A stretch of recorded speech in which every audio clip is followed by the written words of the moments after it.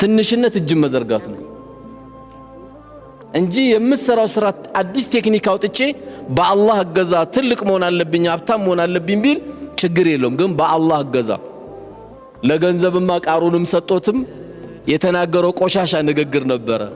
እኔ ይህን ገንዘብ እኮ አላህ የሰጠኝ ስለሚገባኝ ነው አለ። ይህን ገንዘብ የሰጠኝ አንዳንዱ ይናገራል። እኔ የሁሉ ገንዘብ እኮ እንዴት እንዳመጣት እኔና አላህ ነው የምናቆም ይላል። በቴክኒኬ በብልሃቴ በዘዴ ይላል። አረባክተው ካንተ የበለጡ ይሄን ያሉ ሰዎች ነበሩ። ከነ ገንዘባቸው እስከ የውመል ቂያማ እንዲሰምጡ አላህ አድርጓቸው። በቴክኒክ የሚባል የለም። ሁሉም ነገር ያለው ላ ሐውለ ወላ ቁወተ ኢላ ቢላህ። ብልሃትም ኃይልም ያለው በአላህ ብቻ ነው። በአንተ ቴክኒክ ቢሊየነር መሆን አትችልም። በአንተ ማስተር ደግሞ በአንተ ትልቅ መሆን ደግሞ ከወፍጮ ቤት ላትወጣ ትችላለህ። ጤፍ ተሸከም ሊልህ ይችላል። ቫይታሚን ቢ tokko ቢ lama ቢ sadii ቢ jaha ቢ 12 qaba jechuudha. Okay, kana hunda of keessaa qaba. Vaayitaaminoota hunda of keessaa qaba. As deebisee bakka nyaata jechuun gosa garaagaraa ka guyyaarraa ati arganne guyyaarraa nyaanni gosa garaagaraa argatu qaba qaamni keenya. Nyaata san of keessaa qaba. Wanta 200 ol nixira nagarii of keessaa qaba jechuudha. 200 ol. Kana waan ta'eef faayidaa guddaa qaba. Namni jechuun vaayitaamiin D hin qabne deebitanii ijoollee tokko warri dhiiga hanqina dhiigaa qabdan warri mataan isin dhukkubu gisee hundaa mataan na dhukkubaa mataa kana na qabaa lafti naan martii maal jettan isa kana lamaan fudhadhaa. Dawaa guddaadha. Inni lammata mashruufiin inni sun immoo rifeensa mataatirraa qabee ilaa kottee lukaatti akkaan rakkoo nu keessa jiru qaama keenya keessa jiru hiddoota garaagaraa harka keenya luka keenya jilba keenya wanna hunda qaama keenya keessa hunda jiru akkaan ka qulqulleessurraayi. Okay, akkaan qulqulleessee jechuudha. Dhibee kamuu dhibamte taanaan cuggaarraa ta'ii kalee ta'ii infekshinii ta'ii kintaarotii ta'ii saayinasii dhiiga hanqina dhiigaa ta'ii sukkaara ta'ii dangiffiitii ta'ii dhibee kamuu warri dhibamtan yoo isa kana wajjii fudhattan wallaahi laaziim bakka itti fayyadanii jechuudha. Dawaa gisee tokkotu irra hin tartan. Isa kana waliyyoo fudhattan. Maaliifuu gahee isaa isinitti meera. Inni kunniin kuni lamaanuu gahee isaa isinitti meera jechuudha. Kanaaf keessatti ijoolleen teenya warri afaan tokko haasofnu rakkina qabdan. Maaliifuu waan tokko tuffattee bira taruu wanni kun hin ta'u jettee bira taruu guddatta waan ta'eef itti fayyadama. Uummanni faayidaa guddaa waan nuu qabu tokko hin barbaannu.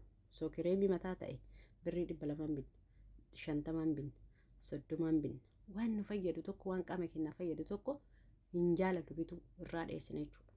Waan gaarii tokko qaama keenya haa jaalannu. Waan nu fayyadu tokko haa filannu haa jaalannu. Sila kana ta'eef warri dhibee cuggaarraa qabdan, dhibee kintaarotii qabdan, dhibee hasasiyyaa qabdan, dhibee kalee xaxarii kalee warri qabdan dawaan hin jira koottatii dawaa kan akka isinii ajajametti fudhadhaa. Akka isinii ajajametti fudhadhaa. Garuu yoo fudhattan ganamaa fi galgala yoo fudhattan addaan kutuu hin qabdan. Yeroo isaa eeddanii fudhatuu qabdan. Har'a fudhattee yoo boru fudhatte yoo har'a fudhattee boru fudhatin faayidaan qabu jechuudha. Irree guddaan kenna dawaa tokko yoo fudhanne yeroo itti fayyadamu. Sa'aatii nu ajajame sanitti itti fayyadamu. Kana waan ta'eef mana yaalaa dhaqxanii isin marammaranii dhibee keessa yoo kabeetan ta'e waraqata isaa lakkoofsa kiyya azzala hin jira. Waraqata isaa sheerna irratti godhaa. Dhibeen keessa maal akka ta'e isinitti himee achi immoo dawaa akka fudhattan isinii godhaa jechuudha. Okay, as deebitanii dawaa manni yaalaa isinii ajaje dhibee akkana dhibama dawaa akkana naa kennan yoo jettan dawaa san jalatti kana lamaan fudhadhaa. Dawaa manni yaalaa isinii ajaje jalatti kana lamaan fudhadhaa. Maaliif sababni? Manni yaalaa dawaa si ajajeemi kana lamaan jala fudhadhu. Maali sababni? Tokkoffaa manni yaalaa dawaa si ajaje nyaata nyaadhu siin jedha. Nyaata gahaa waan nyaatin dhibee fayyuu hin dandeettu. Hindoomu dawaa sunuu miidhaa sirra geessaa jechuudha. Dirqama nyaata gahaa argatuu qabda. Innaa nyaata gahaa irratti immoo waan dhibee kan keessan cuggaarraa ta'e waan isa sii qulqulleessu waan madaa fayyite san akka shaaffeetitti akka kireemititti sii fayyisu sii qulqulleessu inni kun tokko jechuudha. Kanaaf dhibee kamuu dhayxanii mana yaalaa kamuu yoo dhayxanii fudhattan dawaa kana jalatti fudhadhaa. Naa bilbilaatii fudhadhaa. Maaliifuu ani nama ajajee fi dawaa kana mana yaalaa dhaqnee mana yaalatti qorichi ajajamee fi dawaa kana wajji faayidaa argate argee jedha. Isin galee akkanatti illee isinitti haasawuyyuu faayidaan isaa lafa jira.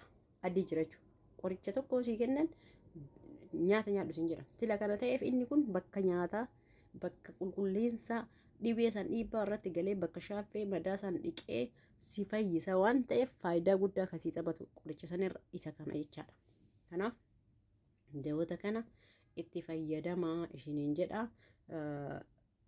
Laayik illee godhaa, sheeris godhaa, kooment illee barreessaa, koppii linkis godhaa, sheer godhaati akka namni bira ga'u. Mana kanallee guddisaa ani saba keessanii afaan keessan haasaa tokkoffaanarraa na sheer gootanii yoo narraa fayyadamtan faayidaa guddaa narraa argattan hin rakkattanii bakka gara garaatitti birriin keessaan bayurra waan isin fayyadu tokko qabadhee isinii dhufe waan ta'eef waan addunyaan beektu. Wanni kun wanni addunyaan beeku, wanta qabatama qabu, wanta jechuun waastaa qabu tokko waan ta'eef itti fayyadamaa. Akka kamiyyuu mana qorichoota garagaraa kamiyyuu miti. Inni kun waan adda liyyitti jedhe. Isinii galee dawoonni kunii fi kaampaaniin wanti kun oomishe waan akkaan ilma namaa addunyaan guutuun itti tajaajilamaa jirtu. Wanta ta'eef addunyaan guutuun irraa fayyitee itti fayyadamtee itti fayyadamaa jirtu.